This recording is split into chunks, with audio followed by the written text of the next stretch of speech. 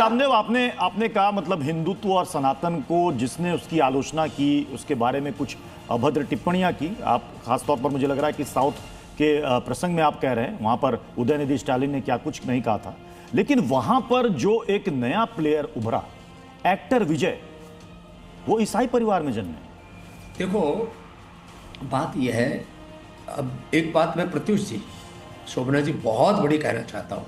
जाति, वर्ग, समुदाय, सत्ता, संपत्ति, संगठन, ये जो एक उनका जो वर्चस्व था वो अब देश उससे बहुत आगे निकल चुका है। अब विजय कोई ईसाई संस्कृति में पैदा नहीं हुआ है।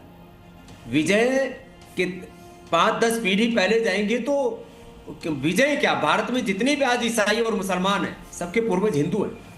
तो लोग अपने जड़ों से जुड़े हुए हैं, और जब व्यक्ति एक लेवल पर पहुंच जाता है तो वो इन सब चीज़ों से ऊपर उठ जाता है।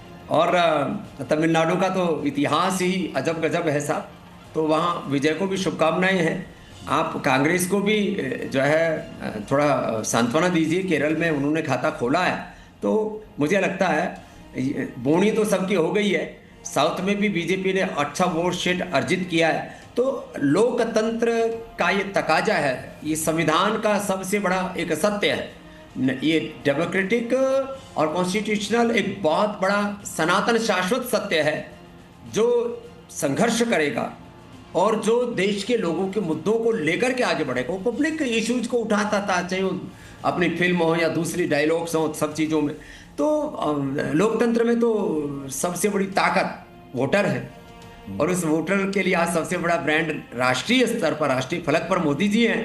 तो दूसरी राजनीतिक पार्टियों को आदरणीय मोदी जी से, आदरणीय अमित शाह जी से बहुत कुछ सीखने की ज़रूरत है। और मैं आश्वस्त हूँ, जैसे शोभना जी ने चिंता की है कि भाई ये लोकतंत्र में विपक्ष भी जो है वो मजबूत रहे, इसलिए उनको भी रोज थोड़ा भस्त्रिका कपाल भाती, अनुलोम विलोम कर करके थोड़ा अपना च्यवनप्राश भी मत अब कह दीजिएगा कि पतंजलि का च्यवनप्राश भी खाए, विपक्षी दल तो ताकत आएगी। और पतंजलि का गुलाब शरबत पियो, थोड़ा ठंडक पालो, अब फिर आप कहोगे बाबा जी आप तो पूरा प्रचार ही कर दिए हो। लेकिन बाबा, विपक्ष तो कुछ और ही आरोप लगा रहा है ना। विपक्ष कह रहा है कि साहब अगर आप जमीन पर चुनाव लड़ें और चुनाव करें, ईमानदारी से लड़ें, तो आपका ही नहीं है, आपके अंदर में सारी संस्थाएं, चुनाव आयोग तक को विपक्ष घेर रहा है। तो ऐसे में जो वोटर के मन में जो भ्रम की स्थिति पैदा हो रही है, अब जो है जब हार जाते हैं तब ईवीएम को दोष दो, अच्छा जब तमिलनाडु में विजय जीत रहा है तो वो किसके कारण से जीत रहा है, उसके पास कौन सी एजेंसियां हैं? केरल में कांग्रेस जीत रही है, कौन सी एजेंसी है? दरअसल क्या है, ठीक है, जो सत्ता में होगा, केंद्रीय सत्ता में, उसके दिन एजेंसियां भी होंगी, उसके दिन बहुत कुछ होगा।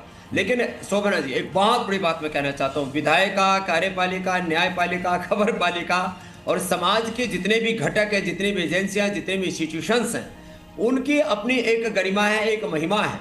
लेकिन सबसे बड़ी बात यह है कि आपके भीतर यदि विकल्प रहित संकल्प, अखंड प्रचंड पुरुषार्थ, बड़ी सोच, कड़ी मेहनत और पक्का इरादा और असंभव को संभव करने का जज्बा है और चरैवेती के साथ आप आगे बढ़ते हैं तो संकल्प से सिद्धि तक पहुंचेंगे।